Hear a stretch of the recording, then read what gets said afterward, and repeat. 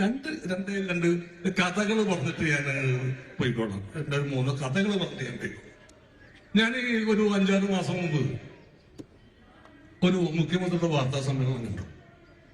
അപ്പൊ അതിൽ പറയുന്നത് അദ്ദേഹത്തിന്റെ ബന്ധുവാണോ സുഹൃത്താണോ എന്ന് ഞാൻ മറന്നുപോയി. സുഹൃത്തിന്റെ മകൻ അമേരിക്കയിൽ നിന്ന് വന്നു. അമേരിക്കയിൽ നിന്ന് വന്നിട്ട് പറഞ്ഞു, കേരളം കണ്ടപ്പോ ആ പയ്യൻ പറഞ്ഞു, കേരളം ഇത് എന്തൊരു മാറ്റമാണ്, അമേരിക്ക പോലും തോറ്റുപോകുമെന്ന് പറഞ്ഞു. അപ്പൊ എനിക്ക് സംശയം, ഈ പയ്യൻ ആരായിരിക്കും, എവിടെ ഉണ്ടാവും ഇപ്പൊ പയ്യൻ? അങ്ങനെ ഞാൻ ഈ പയ്യൻ അന്വേഷിച്ചു തന്നു. എനിക്ക് പയ്യനെ കാണാൻ പറ്റി. നമ്മുടെ ഉളമ്പാറുള്ള മാനസിക ആശുപത്രിയിലായിരുന്നു. കാരണം ഞാൻ അച്ഛനോട് ചോദിച്ചു, എന്താ ഇവിടെ കൊണ്ടൊക്കെ എടുത്ത്? അല്ല, സലീമിന് അറിയാമല്ലോ, 2-3 പ്രാവശ്യം സലീം അമേരിക്കയിൽ വന്നതല്ലേ. അപ്പോ ഈ കേരളം കണ്ടിട്ട് അമേരിക്ക എന്ന് പറയാൻ അപ്പൊ തന്നെ അവന് കുഴപ്പമുണ്ടെന്ന് മനസ്സിലായി. അതിന്റെ പേരിലാണ് ഞാൻ ഇവിടെ ഇപ്പൊ പോയിട്ടോ, കണ്ണക്കടിപ്പിച്ച് പോയിട്ടോ, ആള് പോയി. പിന്നെ അതൊരു 2 ആഴ്ചയായിട്ടുള്ളൂ, 1 മാസമായിട്ടുള്ളൂ. വേറെ ഒരു വാർത്ത വന്നത്. വാർത്തയെന്ന് വെച്ചാൽ മുഖ്യമന്ത്രി തന്നെ പറഞ്ഞത്. അപ്പോ പി രാജീവ് അദ്ദേഹത്തോട് എന്ന് പറഞ്ഞു, ഒരു വ്യവസായി വന്നുണ്ട് കേരളത്തിന് പണം മുടങ്ങാൻ വേണ്ടിയിട്ട്. അപ്പൊ മുഖ്യമന്ത്രി വിചാരിച്ചു വളരെ നിസ്സാരമല്ല, പൈസ മുടക്കാൻ വേണ്ടി വന്നെന്ന് വിചാരിച്ചു. അങ്ങനെ ഈ വ്യവസായി വന്നു. ഈ വ്യവസായിക്ക് പേരിലിട്ടോ, പേര് പറയില്ല പുള്ളി. പയ്യനും പേരും അഡ്രസ്സൊന്നുമില്ല, വ്യവസായിക്കും പേരും അഡ്രസ്സൊന്നുമില്ല. അപ്പൊ ആ വ്യവസായി വന്നു. അപ്പൊ എത്ര രൂപയാണ് മുടക്കാൻ ഉദ്ദേശിക്കുന്നത്? 3 ലക്ഷം കോടിയാണെന്ന് പറഞ്ഞു.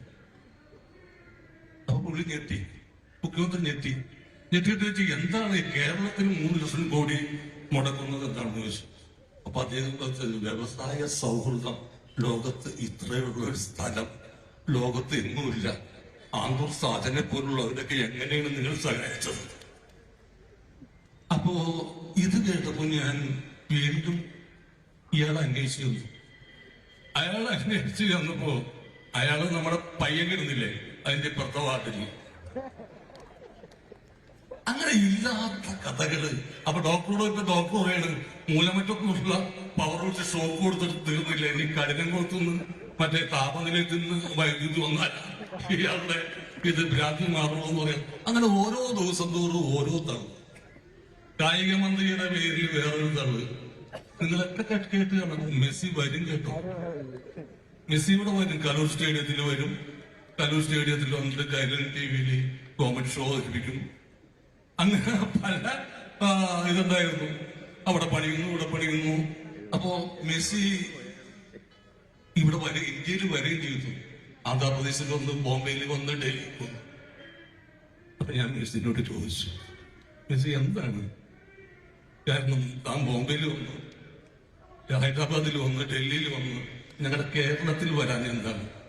അപ്പൊ അദ്ദേഹം എന്നോട് പറഞ്ഞു, ചേട്ടാ വേറൊന്നും വിചാരിക്കരുത്, കേരളീയരോട് ഒരു ദേഷ്യമില്ല. എനിക്ക് 8 ബാലൻഡർ പുരസ്കാരമുണ്ട്.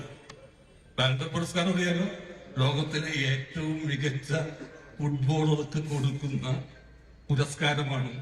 അത് 8 സ്വർണ്ണ പന്തുകളാണ്.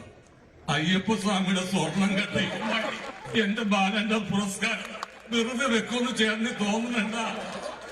അങ്ങനെയൊക്കെ ചെയ്യാൻ ചേട്ടാ മറ്റാരുണ്ട് എനിക്കല്ലാതെ.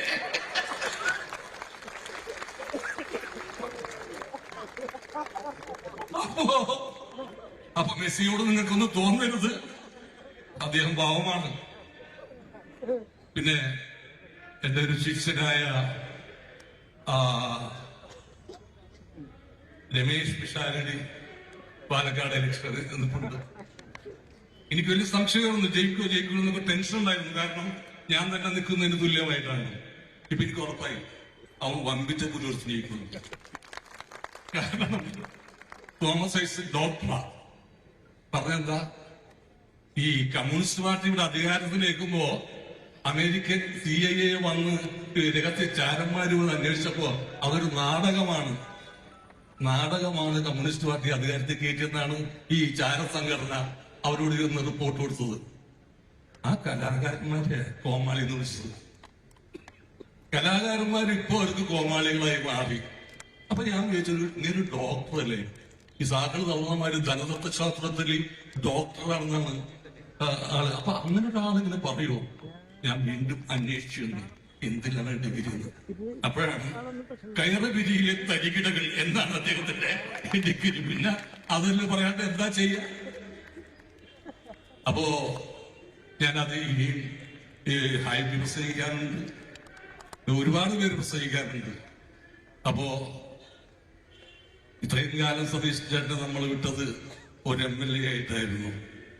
ഇനി കേരളം നയിക്കാനായിട്ടുള്ള ഒരാളായിട്ടാണ് പറയുന്നത്. അപ്പൊ ശക്തമായ ഭൂരിപക്ഷം, ഞാൻ എണ്ണമൊന്നും പറയുന്നില്ല, നമ്മളെക്കാൾ ആവുന്ന രീതിയിലുള്ള ഭൂരിപക്ഷം കൊടുത്ത് അദ്ദേഹത്തെ വൻപിച്ച വോട്ടിനെ ജയിപ്പിക്കണം.